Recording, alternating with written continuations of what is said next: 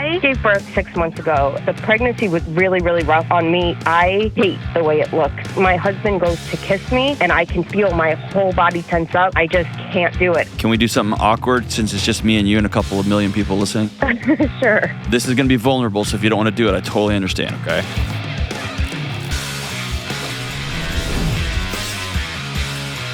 What up, what up? This is John with the Dr. John Delony Show. I'm so glad you're here, taking your calls from all over the planet on mental and emotional health and relationships and marriages and kids and everything. Everybody in the club can call. If you want to be on this show, go to johndelony.com/ask. johndelony.com/ask. And top secret, go to the Apple Store and check out the Together app, my brand new app that will transform your marriage with daily practices. Together by Dr. John Delony. Go check it out. It's $6 a month for both of you, or you can do it just by yourself. I'm not doing a big launch till the fall, but we are slowly letting it out. Go check it out. All right, let's go out to the concrete jungle where dreams are made of, New York, and talk to Allison. What's up, Allison? Hi. Thank you so much for taking my call today. Of course. Thanks for calling. What's up? So stop me if I'm rambling, but Have you heard me before? I'm the chief rambler. That would be so hypocritical. I do it when I'm nervous, so. I do it all the time because I'm always nervous. So go ahead. So I gave birth to my wonderful daughter 6 months ago, and long story short, the pregnancy was really, really rough on me and the baby.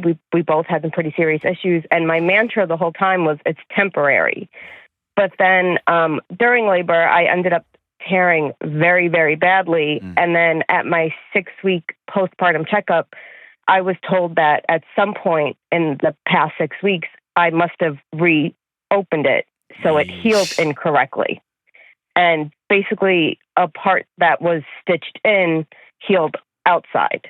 And I hate the way it looks, and I am having so trouble. Like my husband goes to kiss me, and I know he's going to try more, and I can feel my whole body tense up, and I can't do it. And then the times that I am able to actually be intimate, it has to be pitch black. Like if I see myself, I'll have to stop right away. And I'm just trying to kind of find the new normal, because my mantra was, it's temporary, and this isn't temporary anymore. Yeah. I guess the actual pregnancy itself is temporary, but everything from the kid to every physical change you have is ongoing. That's right. Yeah, that one's staying. Can I ask you a few larger questions to kind of zero in? Yeah. Where have you struggled with body image in the past? I've always had a problem with my weight. Okay. Tell me about that. I've always been very up and down. And I've had, I guess, my dad tried to be supportive of it, and it came off more as just kind of critical of it. So I've always had that complex. Okay, back all the way up. I want to hear, what's a thing your dad said when you were a kid? It was, if he saw me eating something bad, it was right away, you're trying to lose weight, and that's not going to help you. Okay, the fact that you just labeled a food good or bad tells me that stuff's in there deep, isn't it? Yeah, it's definitely something I've always had a problem with. Okay, how old are you now? 29. Okay, can we do something awkward since it's just me and you and a couple of million people listening? Sure. Okay, this is going to be vulnerable, so if you don't want to do it, I totally understand, okay? Can you close your eyes for me? Okay. Picture 18 or 19-year-old you in front of a mirror. What's a part of your body that you don't think is beautiful, and why? The big one would be the stomach, because it's definitely not flat. Okay. Another one that's always been a problem with me was I have larger ears that kind of stick out, and I was bullied pretty hard for those ones. It's almost everything, if I'm being completely honest with myself. Okay. So tell me about this clearly blind, Neanderthal of a man who said, I want to spend the rest of my life with you and create humans together. Tell me about this idiot. He has been, honestly, I couldn't have done any of this without him. He has been so supportive he knows, he's known way before the baby how I felt about my body, Mhm. and he makes sure he tells me every day it's amazing, and he's so attracted to me, and he's very touchy, and that's kind of his love language is physical touch. Mhm. So with him, I'm comfortable. With anybody else, it's like, please, like, no contact. Where else does your husband just lie to you so outright, like he does clearly every day? Does he lie to you about money and his job? No. Okay. So here's what I'm trying to get at. Is there evidence in your past that the glasses that you wear with which you see yourself may not represent reality in full? I think it maybe was never as bad as I thought it was. Like, I would have seen myself as obese, and I was probably just a little bit overweight, and I know that rationally, but then, like, mentally, it's like, no, it was bad. Yeah. When you had to wonder if your dad thinks you're beautiful, that gets wired into your nervous system. Yeah. When you have to wonder if your dad's going to love you, that gets wired into your nervous system. And the way you look becomes an existential threat because it matters whether people will let you into their tribe or not. Yeah. Where was your mom in all this? They didn't have the best relationship, and she didn't necessarily protect me or my siblings from him. How did she live? He was worse to her than he was to us, and when he wasn't being bad to her, she kind of just let it go because she was out of the target for once. So she didn't really say anything. Okay. She was kind of just a presence. So here's what I want to here's what I want you to hear me say. Uh-huh. You are right to be bummed out, grossed out, annoyed, frustrated by the changes in your body. You can feel however you want to, especially in such a sensitive area, right? Mm-hmm. And I also want you to recognize that the stories wired into you at your most core being about beauty and about how you look and about a woman's lovability is incredibly distorted. Mm-hmm. And people don't like this when I say it, but I'm a person who, when I get emotional about a thing, by the way, if you've listened to this for more than 5 minutes, I've talked openly about, I've had body dysmorphia since I was young. Mm-hmm. I don't see the world as it is.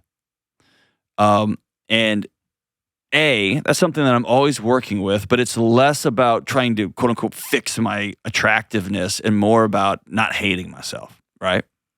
Yeah. And most people who struggle with some sort of disordered eating or some sort of body image issue, underneath the body image issue is an attempt to change the fact that we don't like who we see in the mirror at a character level. We don't like ourselves. And mainly that comes from people that we cared about maybe didn't like us in the way that would have been helpful. Fair? Yeah. Okay. If I get a flatter tummy, then maybe dad will think I'm beautiful, and then that means he'll like me.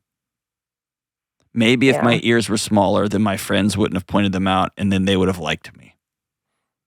None of which, by the way, is true, because kids are mean, and dads who don't value and prize their daughters are going to find something else to complain about. Your voice, your grades, and they're going to find your hair. You're going to find something. That's because that issue is about them, right? Yeah. And so what I've had to do when I get oversensitive about a thing, or very sensitive, I won't say over, but very sensitive about a thing, I have to find myself often outsourcing it. What does that mean? That means there are times when I haven't been taking care of myself very well, or I'll go on a gummy candy eating binge, and I'll put a shirt on, and I'll just walk by my wife and say, "Is your shirt okay today?" Mm-hmm. And because I don't feel great in it, and she'll 99% of the time says, "You look good." Or her line is, "I would," which means I would date you again. And that to me is what I lean on when I'm not seeing the world clearly. Yeah. But the deeper issue that I really want you to go talk to somebody about is you've got to be able to love you, and you've got to allow your husband to love you. Because I'm going to make this mean. Is it okay for me to be a little bit mean? Of course. Okay. I'm really worried about you passing this along to your new baby. Yeah. And I would be shocked if that didn't concern you too, if that didn't worry you also. It's terrifying. Okay. The criticism that you'll pass along to a kid will really be criticism to the 9-year-old inside your chest. Yeah. And going to meet with somebody and just work through that, because dads aren't supposed to say that to their daughters, and moms are supposed to protect their kids. And also moms are supposed to keep themselves safe when there's abuse and all that stuff, all that nonsense. Sitting with somebody and unwinding it out of your nervous system so that you can be, whew. And by the way, you will probably never come to there's media like, you should love every part of you. Shut up. Shut up. Yeah. I'm never going to love that scar. Right? Yeah. But one day I'm going to flip all the lights on and say, go get him, buddy, to husband. And I'm going to feel that anxiousness, and then I'm going to begin to trust. Yeah. Right? Because the avoidance of the anxiety just makes the anxiety stronger. Mm-hmm. Yeah, that's true. Okay, I threw a lot at you. How does all that sound? You know, it really all makes sense, and it feels good to hear somebody else say it. You're not crazy. Yeah. And I think there's a movement on one side of the world that says, you should love every inch of you. Shut up. It's dumb. We don't. There's things about us we don't like. And kids are mean. And parents try their best and they don't do a good job sometimes. That's just life. Yeah. And also, hiding in the dark or thinking that our feelings are always right is wrong too. Yeah. Right? And if you and I are blessed with people who love us to the moon and back. Yeah. And sometimes we think they're crazy for loving us, right? Oh, yeah. Okay. Sometimes you and I have to just blindly trust the person we're leaning on that we've created humans with to say, all right, lights are staying on. You know what I mean? Yeah. No, that's true. He really has been great. Okay. And maybe every once in a while, just go put your hands on his face and kiss him on the forehead and say, thanks for loving me so good. Yeah. One of the greatest gifts a wife can give to her husband is the words, thank you. Just for whatever that's worth. But I do want you to call somebody and for the first time, possibly in your life, address the body image challenges. And that will take time. That take several years to work through that, if I'm being honest. But deeper than the body image issues is this core belief in your unlovability. And you're worth being loved. And so is your awesome husband. And so is that amazing new baby. And you don't have to ever love that scar for you to still love you. You're awesome, Allison. Thank you so much for the call. All right, let's get cozy. You know that I love adventures and I love being out there in the world causing trouble, but I'm telling you, by the end of the day, I'm ready to shut it down and go to sleep. And when I do, I want my bed soft and cool and ridiculously comfortable, and that's exactly what Cozy Earth delivers. Their amazing bamboo sheets made from viscose are super breathable, they regulate temperature, and they wick away heat and moisture. I sleep cooler with Cozy Earth sheets. I also love the Cozy Earth cuddle blanket. My whole family fights over it. This thing is ridiculous. It's ultra soft, it's plush, and it's got some weight to it without being too heavy. It's like an anxiety blanket combined with a hug from your grandmother all at the same time. It's so awesome. Listen, Cozy Earth can help you build a space that's a retreat for you and your entire family, just like they have for me and my wife. Go to cozyearth.com/Delony and use code Delony for 40% off your entire purchase. And if you get a post-purchase survey, tell them you heard about Cozy Earth right here on this show. That's cozyearth.com/Delony and use code Delony to save 40% off. All right, let's go to Dallas, Texas. Home of Kelly's Cowboys. Ugh. And talk to Alex. What's up, Alex? Hey, hey, Dr. John, how are you? I'm good, brother. What's up, man? Oh, nothing much. Just enjoying my morning coffee and glad to be talking to you this morning. Excellent. Well, thanks for calling, dude. What's up? Well, just to give you an idea of what's going on, I recently made the decision to move back to California to be closer to family. Just to give you a little background, I've been living in Texas for about 5 years and kind of been living the bachelor lifestyle, single, have my own place, and just hang out with friends on my free time. I have a really good career in aviation, very stable job. And as I enter my 30s, I realize I don't want to be away from family forever. They're about halfway across the country in California, and I decided I'd like to spend more time with them in the coming years as time goes on. And when I made this decision to move back to California, a lot of anxiety came over me in regards to moving from Texas to California for obvious reasons. Mostly like finances and can I do like a stable lifestyle moving back? Just kind of like it's going to be a huge life change, and I'm trying to work through that right now. What kind of huge life change? Let me say this. I want to call it out. There is nobody's talking about it, but the data shows people are starting to go back to California. So you're not crazy.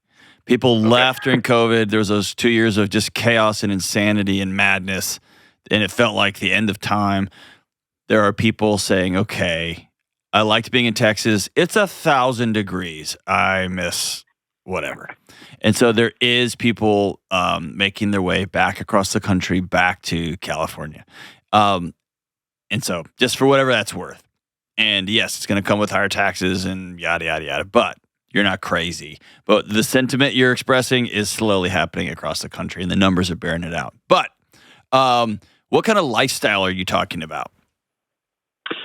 Well, I mean, I'm living a debt-free lifestyle. I was raised the Dave Ramsey way growing up, me and my sister, and have no debt.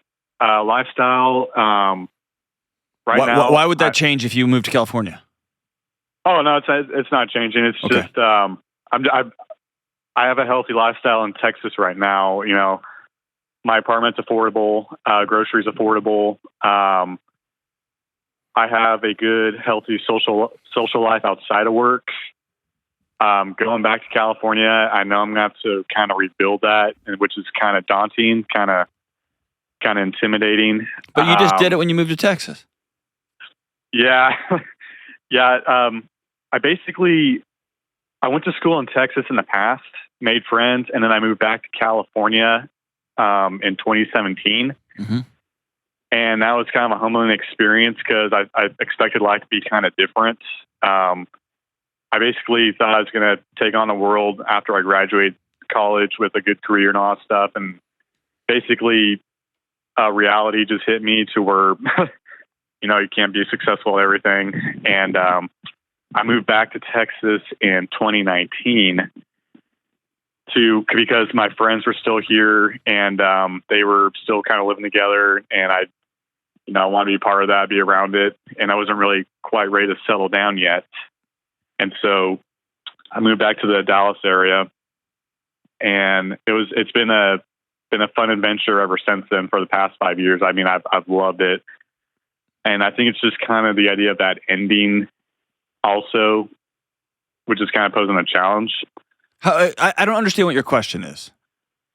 Like, how can I help? Like, are you trying to decide whether you should move, or are you going to move and you're trying to decide how to grieve Texas? Like, what? Yeah. I'm actually I'm learning how to grieve Texas. It's kind of I didn't realize how much of a challenge that was going to be. How old are you? I am 31. Yeah, you are in natural transition number 2. What is that? That is, I'm just playing the bell curve here, right? This isn't everybody's experience, but by and large, people leave their house at 18. They go to college, they go to work, they move, they do whatever. And then there's this sense that begins to settle in about 28 to 32, which is, I thought my life would be different right now, or things I thought were really important at 24 just aren't, or my job just moved me, or now I'm on kid number 3, or now I want to get married, but it just becomes a transition point. Right. And part of that transition point is excitement or, what's the right word? Like just making peace with this is our life, or it's also grieving the life that we had. It was fun to be 25, running around Texas with your old high school buddies, or your old college buddies. That was awesome. Right. But I guess my deeper challenge to you is, why do you think you have to go to California? Like you've painted nothing but awesomeness in Texas and nothing but misery in California. Yeah. What life thing are you going to solve by going back to California? Just being closer to family and. But you left them in the first place. Yeah, I kind of had the idea that I would be coming back eventually. For what? Just after I wasn't really quite sure what was going to go on, but I never had the idea of being away forever. I know, but you're not answering my question. You're just going on pontificating ideas. You know what I thought I was going to be when I was 18? A heavy metal singer. That's what I thought. Right. Did not work out for me. So and that's just one of thousands of ideas I had about the world that have proven to be completely wrong, right? So, like, I don't care what your past ideas were. I care now, what kind of life do you want to have? Because if you just pack up and move to California and you make way less money and you can't afford to live with your values and you're sitting 2 houses down from your parents like Ray Romano and you have no friends, no community, you're going to be miserable. Right.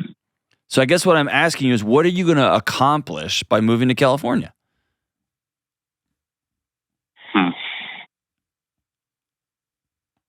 Well, I haven't really thought that deep before.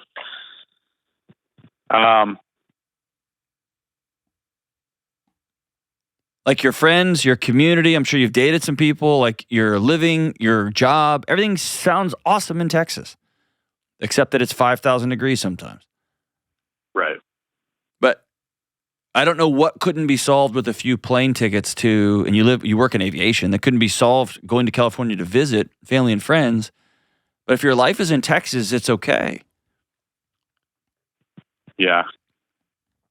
And just because you didn't imagine it would be like that when you were 21 or 23 or 26 doesn't mean it's not just is. But if you tell me I'm missing my parents, I've got nieces and nephews, I've got an old flame that I want to be around, my parents are aging, like those are reasons to pack up and move, even if it costs you money. But just this idea, like, I want to be around family. Why? I don't know. I don't like them. I don't like my job. I don't like my living situation. I'm not going to be able to live in my values. That's madness. Yeah, well, I do love my family a lot. We love each other. We aren't at each other's throats or anything. We're very close, and I think as time goes on, I don't want to miss out on anything. And I do have a little niece that I want to be around to, just not too far away. I could see every other weekend. That's one of the big motivators for me to move back. And I think I do want to change in my life. Great. I'm kind of ready for a change. And I know my friends, my friends are really cool, but I mean, they're kind of doing the same thing. And they're even talking about moving out of the area too. So that's one reason why I'm kind of making that decision to move back. Well, that's awesome. Then here's the deal, dude. You make a list of the things you're most scared about: making new friends, getting a new community, finding a gym, finding a place to live that is reasonable, that's also safe, right? Make a list and rank that list in order of most terrifying, and start there and go in order from easiest to hardest. But just start checking off the list. Because all this stuff is swirling around in your head right now, and it's just making it uncomfortable to brush your teeth in the morning because you have so much social angst, so much just anxiety riddling through your body. Make a list of all the things that are scary about this move, and then just start checking them off a list. And then some of this stuff, you're just going to have to go first and be weird. when it comes to finding an apartment. I'm just going to go first and be weird, sign 6 months. I can do anything for 6 months. I'm just going to go first and be weird. I'm going to join a bowling league or a karate league or a yoga class or a pickleball team. I don't know, dude. Whatever they do in California. But I'm going to go do that thing. And I'm going to go to Guitar Center and I'm going to pull one of the little tabs off one of those things like band seeking bass player. I'm going to do that. Like, I'm going to put myself out there and I'm going to just start challenging myself in this transition. And I think you're going to find peace wherever you go because you've found peace in different locations, which tells me you're a guy who just finds a gang. And so you've done it before, and I think you'll do it again. This time you're just going to have to be intentional about it because it's hard at 30. It's kind of the worst, actually, of the whole world, making friends at 30 or 40. I'm going to go do it. And by the way, don't say I want to be around my niece. Don't make this whole thing about your niece because she can't carry the weight of this move. So say, I want to move to California. I also, when I'm in California, I'm going to get to see my niece. But if you make this all about her, you're going to crush her expectations. Your expectations of her role in your life, no one can live up to that, especially a 2 or 3 or 4-year-old little girl. So best of luck to you, brother. But you're not crazy if you want to leave Texas and go to California. I left Texas to come to Nashville, and it was awesome. But I do miss the Lone Star State. We come back, a couple is fighting to protect their marriage while facing the pain of infertility.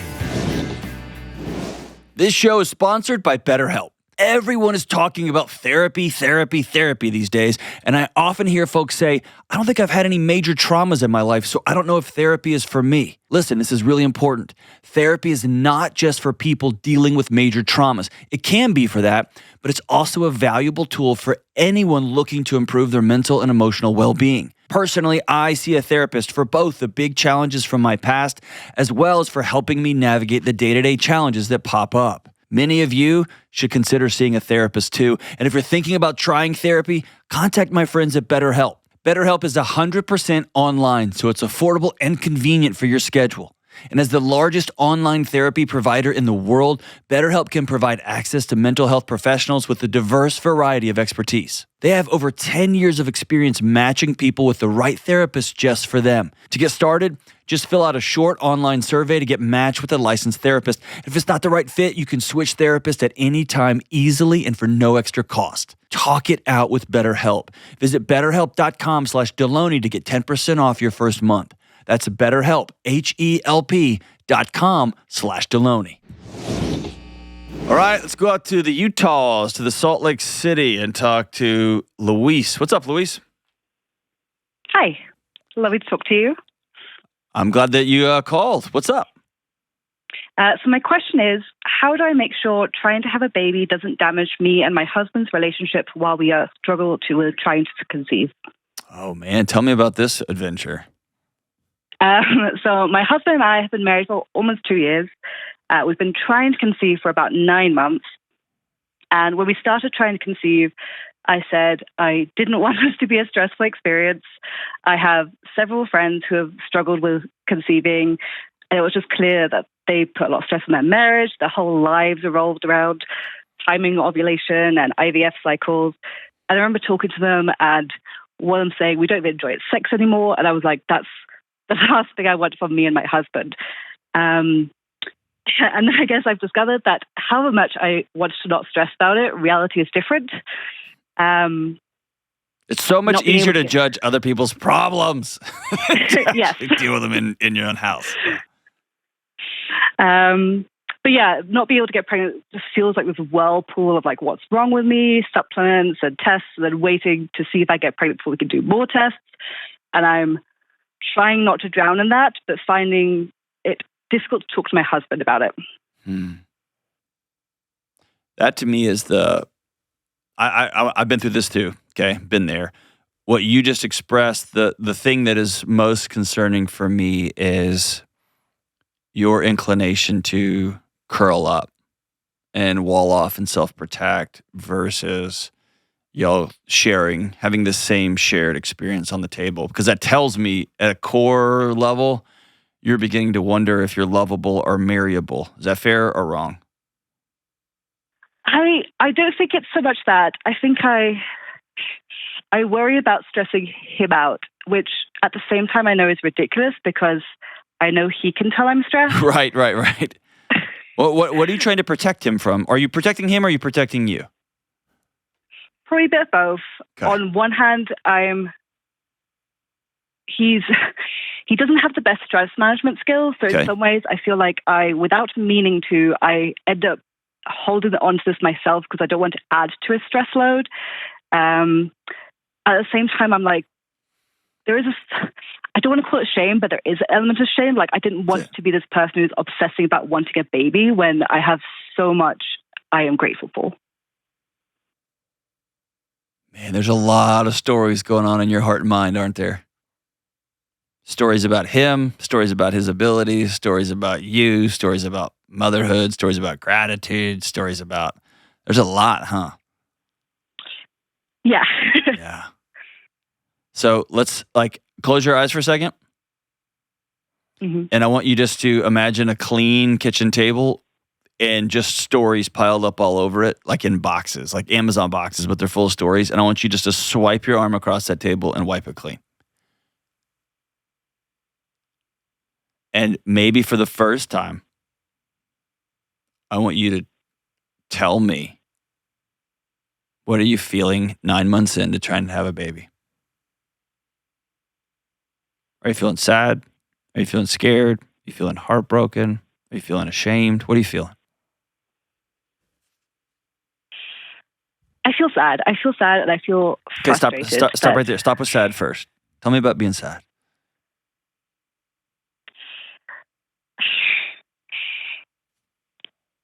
This is something that I never imagined would be difficult. Yeah. They spend all our teenage years telling us it's practical and it's going to happen at the drop of a hat. That's right. Yeah, exactly. Then it's frustrating to be in the position of, wait, this is harder than I thought it was going to be. Mm-hmm. We live in an area that has a lot of young couples, and our church community has 1 million babies. And I just look at other people with their babies, and I'm like, that's what I want. Okay, stop right there. Can I tell you that's okay? It's okay to look around and be pissed off that everyone else is having babies and you're not. You're not bad. You're not broken. There's not something wrong with you. That's a perfectly reasonable, normal feeling. Especially, as you mentioned, they told you if you just looked at somebody wrong, you're going to get pregnant growing up. Being sad is right. Wanting to be a mom, even if you're successful at a business, even if you've got resources, and even if you married well, wanting to be a mom is okay. It's okay to be sad.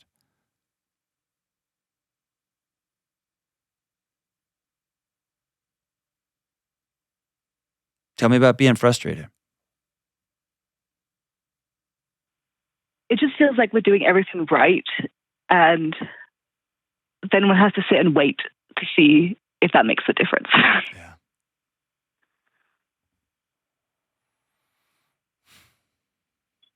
And I don't like waiting. No, really? I'm a very goal-orientated person. I just want to have a list and say, when I tick off the list, then the thing happens. Yes. So I hope this doesn't come back to be a cruel thing for me to have said to you. I don't think it will. This is probably the best training for motherhood you could possibly have. Because kids don't operate on check boxes and lists. They are their own independent, wild and crazy people. Right? Yeah. And that's not helpful, I know. What else are you feeling? Tell me about you and your marriage. My marriage is awesome. I have literally the best husband. I'm so grateful, every day to have him in my life. Mm. We laugh. We have a great time. We are so happy together. Okay. Can I challenge your relationship right now? Yeah. Happy? We dance. We laugh. Do y'all grieve together? We do. We've had, as most relationships do, we've had some tough things that we're separate from trying to conceive that we've worked through. And I feel like we're just a really good team at working through things. And I think that's part of my frustration is why can't I then bring this to the table and say, hey, I'm struggling with this, when there's so many other things that I know we have worked through. Okay. Usually that comes from a place of you wondering if you'll still love me. Maybe not, but that's usually where that comes from. That when there is something that I'm afraid to put on the table, I'm afraid at how it's going to reflect on me.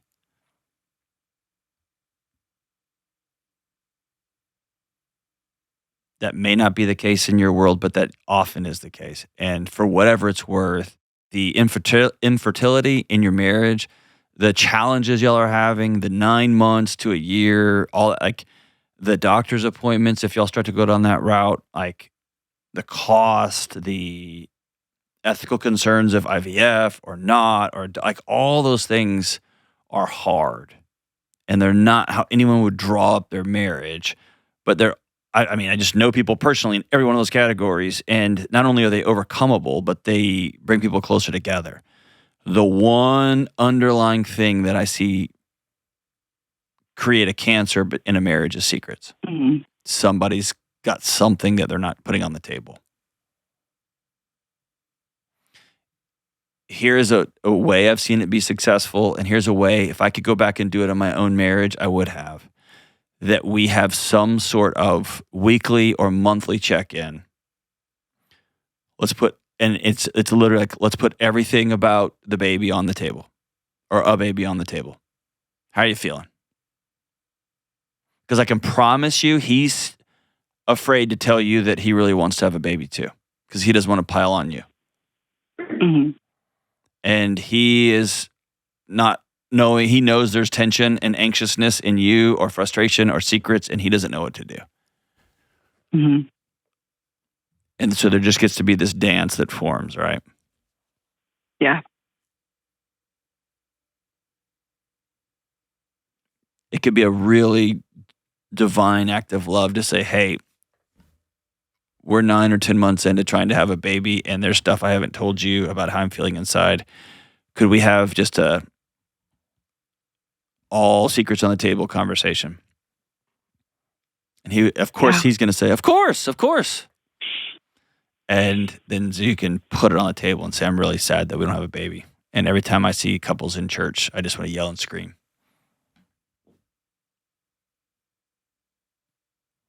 And if he hasn't gone to the doctor, you can say, I really want you to go. Or if he has gone, you can have all those mechanical conversations. But it'll start from a place of, I just haven't told you how sad I am. Mm-hmm. And then you get to grieve how you grieve, and then he gets to grieve how he grieves. Where couples get sideways in this conversation is when he says, I'm cool, man. And he's not as sad about it as you are. Or he starts sobbing and he's like, I don't know if I can. And when there's a mismatch of grief, that's where couples get in trouble. And so letting him be as sad as he wants to be or not as he is, and also holding space for you get to be as sad as you are. And then y'all decide how we're going to love each other through this. Yeah. How does all that sound? I'm throwing a lot at you. Oh, it sounds good. Yeah. I think it's just a conversation that we need to have. And you need to have it multiple times. Yes. And if you can give him a roadmap and you're already there, it's an extra painful moment in your spirit when your period comes, right? Yeah. If you give him a roadmap for this is the best way you can love me when my period starts, that would be such a blessing to him and to you, because you'll have it out on the table and he'll have a thing to do. Mm-hmm. If you say, just bring home dinner and flowers when that happens, or I just need you to hug me and not say anything, or I need to know that you're sad too, like whatever would give him a roadmap so he can follow it. That would actually be quite helpful. I feel like my last period was particularly emotional for me, and Sure. I just didn't know how to tell him that. Yeah. But tell him ahead of time before the emotions come. Yes. And by the way, feel free to set it all up, and then the emotions are bigger than you thought they were going to be, or smaller, and change in real time. Mm-hmm. Like, feel free to say, I told you to hug me, don't touch me, go get food, right? Like, that's okay. It's just setting it up, especially if you can set up some of those conversations. And here's the big secret. I'm kind of doing an end around here. If you will talk through how he can best love you if you have a next period in month 10 of trying to have a baby, that will mean you'll have had the conversation about how heavy all of this is. And that will mean that you'll have had the conversation about how you can love each other when grief gets heavy. And that means you'll have the conversation when he's saying, I'm not really that worried about it yet. And you can say, I'm super worried about it. Or he can just break down and start crying and say, I want to be a dad more than anything in the world. And I know that's extra shameful and pressure on you, but I do. And you can say, I'm so sorry. And y'all can weep together. And so some of those roadmap conversations are important because they force other conversations, and that brings y'all closer together. The thing that will drive y'all furthest apart now is secrets. So coming up with a structure for when and where it's okay to put these things on the table. And they're not weapons. They are just moments of shared experience that will bring us closer together as we navigate what millions of couples are navigating, which is we thought we would just have sex and ta-da, just like our high school health teacher told us. And it's not working out that way. Thank you so much for the call, sister. Finding ways to come together. And finding ways to keep sex playful and joyful, even when it's on a calendar and even when you're ovulating, even when neither of you feel like it, but your little app said, go now. Finding ways to keep it playful can make a world of difference. And then finding ways to grieve together if and when it doesn't happen. Thank you so much for the call. Appreciate your bravery. And by the way, when you do get pregnant, call us and let us know and we'll celebrate you. We'll be right back. All right, it's time for a quick word about Delete Me. Do you feel like your digital footprint is starting to feel like a digital trail, leading bad guys who are listening and watching everything you do online right back to you? Right now, scammers are using phishing attacks, that's phishing with a PH, where they try to trick you into giving them something by pretending to know you, right? And you get an email or a text or a phone call, and the person or the AI bot on the other end sounds like someone who's looking out for you, like a good friend, but they're not. They're trying to take stuff from you.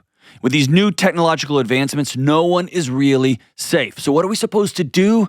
Start controlling what we can. We can learn about how to be careful online and offline, and we can sign up with Delete Me.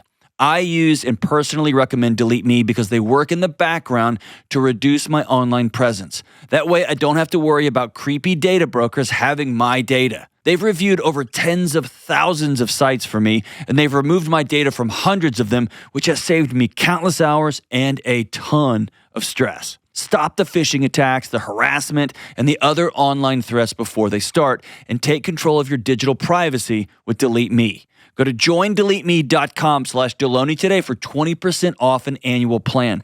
That comes out to less than $9 a month. That's joindeleteme.com/Delony. All right, we're back. Something cool happened. What is it, Kelly? All right, this email is from Hannah in Cedar City, Utah, and she writes, I listened to an episode on June 17th where John encouraged listeners to go 30 days without social media or the news. I took the challenge, deleted my social media apps, and turned off my phone's news notifications. My 30 days are up tomorrow, and I have absolutely no desire to turn it back on. I've been able to focus on my relationship with my parents, God, and especially my husband as we're preparing for an upcoming IVF cycle. Before this, I was a huge social media addict and constantly stressing about everything going wrong with the world. Thank you so much for the great advice and for everything you and your team do. You always add that, Kelly. It's because they add it. They don't. It's right here in writing. They don't. You add it. Dude, that's awesome. Yes. By the way, this is a no-brainer. No-brainer. Turn off news notifications. Period. You should have no news notifications on your phone ever. Even like when I'm out with some guys and one buddy's phone goes, doo-doo-doo. I just am like, hey, we're not friends anymore because you're an idiot. Like, turn off sports score, no notifications. Because that is the way the overlords, like, your phone runs your life instead of the phone is a tool for you to run your life. So turn off all notifications. If you want to go check the news because you like made-up stories about things that don't exist, then that's fine.